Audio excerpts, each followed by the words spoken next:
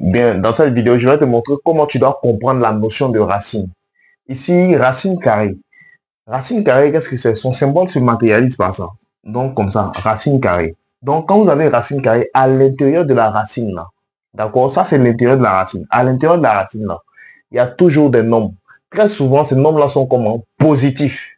Donc, un nombre qui est positif, par exemple, je vais prendre 2 à l'intérieur, ou bien racine de 4, oui, racine de 5, racine de 6. D'accord? Bien. Ça c'est la notion de racine.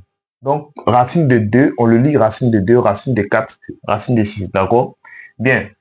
Ça, c'est la première notion. Bien. Ici, d'accord, ce qu'il faut retenir, ça, c'est la première notion. La deuxième notion, c'est que, vous voyez les racines là, d'accord? Les racines là, à l'intérieur de là, il y a des nombres on ne peut pas changer. Ça veut dire qu'il y a les familles des racines, la famille des racines. D'accord? Il y a des nombres qu'on ne peut pas changer. Par exemple, comme racine de 2. Quand j'ai racine de 2, lui, on ne peut pas le toucher. D'accord? Ça aussi, il y a racine de quoi? Racine de 5. Il y a racine de 3. Vous voyez? Racine de 6. D'accord? Donc, racine de 6. Racine de 7. Racine de quoi? Racine de 10. D'accord? Vous voyez?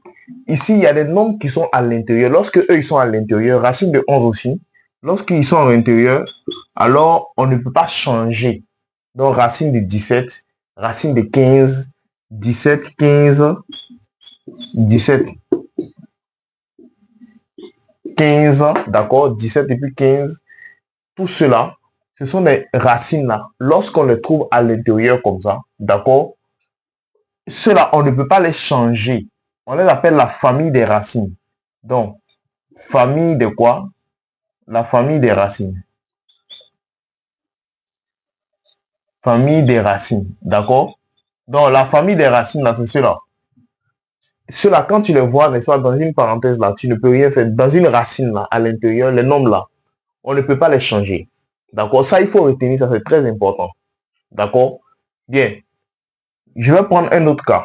Ça, c'est la famille des racines. Ça, c'est la première notion que vous devez comprendre.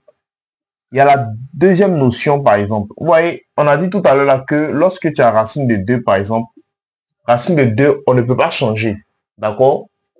Parce que 2 fait partie de la racine de 2 là, c'est la famille des racines. Donc, on ne peut pas le changer. D'accord? Bien. On va prendre un exemple, vous allez comprendre. Prenons racine de 9. Supposons, on prend racine de 9. Voici racine de 9 qui est là. J'ai racine de 9. D'accord?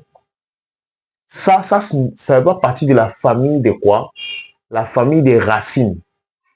Racine de 9 là. Vous voyez, 9 qui est à l'intérieur là ne fait pas partie de la famille des racines. D'accord?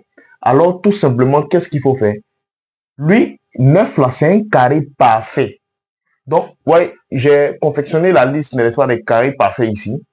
Un carré parfait là, celui qui admet, ça veut dire qu'on peut le remplacer par, il possède un carré qui est parfait à lui. Ça veut dire que le double de lui-même. Donc, comme ça, vous voyez, 9 là, son carré parfait là, c'est 3 au carré, par exemple. D'accord? Donc, tous les nombres qui ont des carrés parfaits là, on ne peut pas faire quoi? On ne peut pas, ils ne peuvent pas être avec quoi? Avec la famille des racines. Il ne peut pas devenir une famille des racines. D'accord? Donc, toutes les racines là, d'accord? Toutes les familles des racines là sont différentes de la famille des carrés parfaits. Parce que 9 fait partie de la famille des quoi? Des carrés parfaits. Donc, 9 là, quand vous voyez racine de 9 comme ça là, d'accord? Je dois le remplacer absolument par quoi? Je dois le remplacer absolument par, je remplace 9 là par 3 au carré. Pourquoi? Parce que 9 a un carré parfait. 9, son carré parfait, c'est quoi? C'est 3 au carré. Donc, il y a 9 là, je l'ai remplacé par 3 au carré. Donc, quand je remplace 9 là par 3 au carré, maintenant, il y a quelque chose d'intéressant ici qu'il faut faire, qui est l'une des notions aussi qu'on doit aborder, qui est le carré annule la racine, qui est le fait que lorsque tu remplaces un nombre par son carré parfait là, d'accord? s'il est à l'intérieur de la racine, là, le carré là, ce petit 2 en puissance là, annule quoi la racine. Donc, les deux là vont s'annuler. D'accord? Donc, il va rester 3, tout simplement. Donc, ça fait racine de 9 là. Donc, voici le résultat des racines de 9. Donc, vous voyez, si vous remarquez, ça a changé. Le racine de 9 est devenu 3. D'accord? Or, quand c'était, par exemple, racine de 2 là, racine de 2 comme ça, racine de ça, c'est la famille des racines. Donc, lui, on ne peut pas le toucher. Est-ce que vous voyez la différence maintenant? Donc, il y a 2, plutôt 3. On voit le 3 dans une autre vidéo. Mais, la première, c'est la famille des racines qu'on ne peut pas toucher. La deuxième, c'est la famille des carrés parfaits. D'accord? Donc, la famille des carrés parfaits. Je vais prendre un autre exemple. Prenons racine de 25. Vous voyez? Donc, on va se poser la question. Lui qui est à l'intérieur là, est-ce que c'est un carré parfait? Est-ce qu'il a un carré parfait? D'accord? Donc, on va se poser la question. Est-ce que 25 a un carré parfait? Donc, on va regarder dans la liste. Oui, 25 a un carré parfait. Le carré parfait de 25 là, c'est 5 au carré. Donc, je recopie quoi? La racine. D'accord? Et 25 là, je le remplace par 5 au quoi? 5 au carré. Pourquoi? Parce que 25 a un carré parfait qui est 5 au carré. D'accord? C'est 25 qui a un carré parfait. Attention. 25 a un carré parfait. Donc, le remplace à son carré parfait qui fait quoi? Le carré annule la racine. Ça reste quoi? Ça reste tout simplement quoi? 5. Donc, racine de 25 là est égale à tout simplement 5. D'accord? Donc, même chose aussi. On peut prendre un autre cas. On peut prendre le cas, par exemple, prenons racine de 100. Racine de 100.